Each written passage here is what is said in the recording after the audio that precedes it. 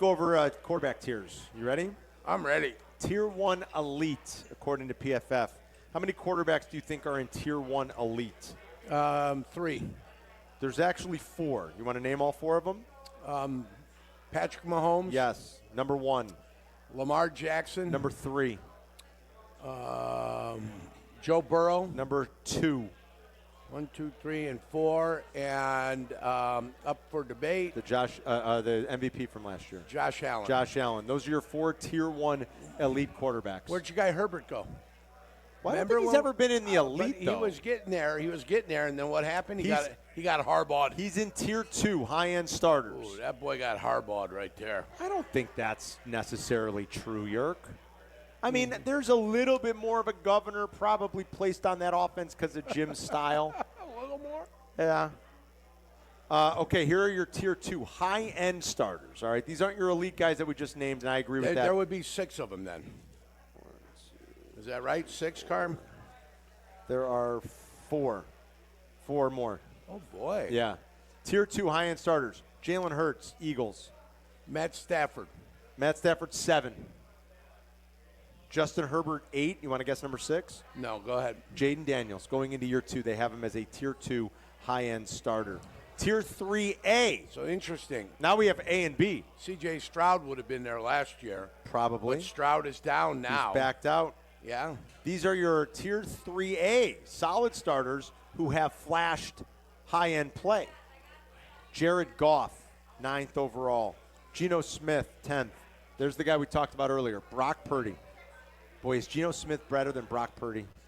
I haven't heard Dak Smith's name. I don't think he is, but I haven't heard Dak Prescott's name Not either. yet. Tier 3B, solid starters, but they need more help. Jordan Love, quarterback 12 overall. Well, they got it. They got a wide receiver in the first round. They did. Baker Mayfield, number 13. He's done awfully well at Tampa. Incredibly well. Impressed, and I got to tip my cap to him. What else can I do? Yep. He and Jared Goff, I have to tip my cap to both. They've exceeded my expectations of what I ever thought they'd be, or what I ever thought they would be. C.J. Stroud makes this list. 3B, solid starters, they need more help. What number is he? 14th overall. Oh, boy. Number 15, still in the 3B category, Kyler Murray. Number 16, Trevor Lawrence. Number 17, here's your guy, Dak Prescott, and I disagree with that. I think Dak should be higher. Dak Prescott's better than Trevor Lawrence, Kyler Murray, and maybe Baker, although people might disagree with me. I agree. Dak should be higher on this list. I'm sorry. Higher, definitely. Patrick Hester, have a good one, brother. We love you. Young man. It's our guy from Yingling right there. Hester, you are ridiculous. Yeah. I'm leaning on him for the shirts. For Yingling shirts? What if you and I had beautiful Yingling shirts here? Yeah, not for nothing, champ. Right now. How about it? Let's go. I told him that about 3 weeks ago, and it's like this morning he goes, I got him on order. Okay, sure. I got him on order. Just like Eberflus having our Jordan golf shoes on order. Remember that? Believe it when I see it. Tua also in this group at 18. Okay. Number 19, Tier 4, young players with a wide range of potential outcomes. Tell me about it. Bo Nix, 19. Agreed. Yep. Bryce Young, 20th. I might have to eat my words on Bryce Young. By week 3 last year, I was like, ain't no way, no how. That kid was downright awful. And then he sat and came back. I know. Helped lead my team to the championship game. Yeah. Number 21, J.J. McCarthy. He hasn't played a snap. You don't know. We don't know anything. Talk about a wide range of outcomes. Yep. Number 22, Drake May. Number 23, Michael Penix. Number 24, Caleb Williams, Chicago Bears. What did they say? They write, touted as a generational talent by many. Boy, I'm starting to get annoyed with that term, Jurko. Me too. Williams underwhelmed as a rookie, earning just a 67.6 overall grade and posting only 5 single-game grades above 70. The talent is undeniable, but his NFL success will hinge on learning to find open targets and avoiding the habit of running himself into pressure. It's a pretty good assessment. And sacks are a huge part of that number is baked into the quarterback's ability to either positively avoid them and limit them or negatively extend plays too much and run themselves into them. And the only bigger drive killer, I mean, other, turnovers, of course, turnovers end a drive. Sacks and holding penalties.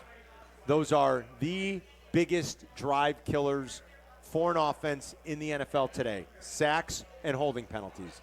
They are devastating to your offensive output. Yeah. Drive to drive, game to game, season to season. And he's got to get better. And I've said it a lot. It's no coincidence that if you look at the history of the NFL, the players all time with like the 5 lowest sack rates, it's like Peyton Manning, Dan Marino, Tom Brady, Patrick Mahomes. That's not an accident, folks. That's not, they always had the best O-lines, or they had this or they had that. Those are quarterbacks that understood what was important within a play and within a drive. If you ever look at Marino's completion percentage, you'd find he's about below 60%. Probably. Because he was more than happy to throw the ball at the feet of a receiver, so he wouldn't take a negative play. So his understanding of no negative plays. Along with Shula's least penalized football team, they weren't penalized. Right. You look at the penalties. Is that right? For those Dolphins teams, you'll find out they're one of the least penalized teams, one of the least sacked teams. Part of that was because Marino, A, didn't want to get hit. 2, he knew, was so confident in his ability to be able to come back on the next down and make something happen that he didn't worry about it. Yep. Okay, it's not going, it's not working. Let's get rid of it. No negative plays, like you said. No negative plays. And so Caleb, it's like a big part of that. Yeah, the tackles stink. The line, Coleman Shelton's going backwards. And I get it. It wasn't perfect. There are quarterbacks in this league that still thrive and produce in less than perfect scenarios. The Kansas City Chiefs reached the Super Bowl last year playing 4 different players at left tackle. 4 different ones. So, it's not always ideal. It's not always perfect. Caleb has got to get better, and I think he will. Now it's 4-0 Reds. Well, the Cubs are going to score some runs. Yurko's over is looking good here. I never bet it, though, Yurk. You know they're going to We got distracted. You booked it for me. I did not. You booked the bet. I didn't get the hell I put the bet in. You didn't get it in. That means you booked it for me. You're nuts. I'm already on the hook for sandwiches. Abdallah was gone most of this week, and we had a short week because of the holiday, so I'll get sandwiches for you guys one day next week. You guys let me know when you want to do it. Monday or Tuesday. I'm gone on Friday. Remember that. Gone on Friday. Okay, next Friday. Remember? We got early in the week. And I won't be back on Monday. Okay. You got a golf trip. None of this putting an APB out for me, and I'm coming back from Michigan. All right, fair enough.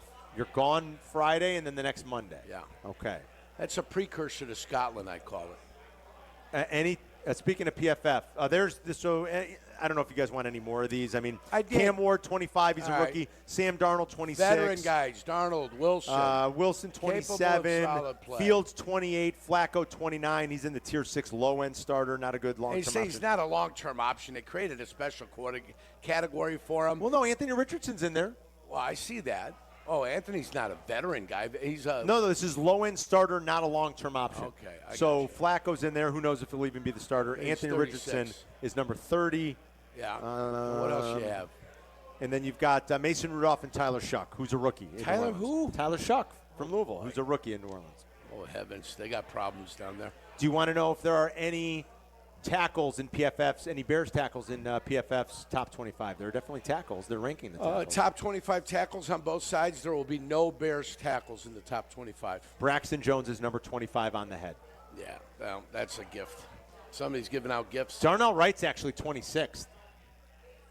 They write Braxton Jones, the former 5th-round pick, battled multiple injuries and missed significant time as he played a career-low 719 snaps in 2024. However, when Jones was on the field, he played the best football of his career to date. His 80.8 PFF pass blocking grade, which ranked 17th at the position, was a career high, and he allowed a pressure on a career-low 6.4% of pass plays. They like him a lot more than the eye test, I'll tell you that much here. Yeah. That's when they disqualify themselves, Carm.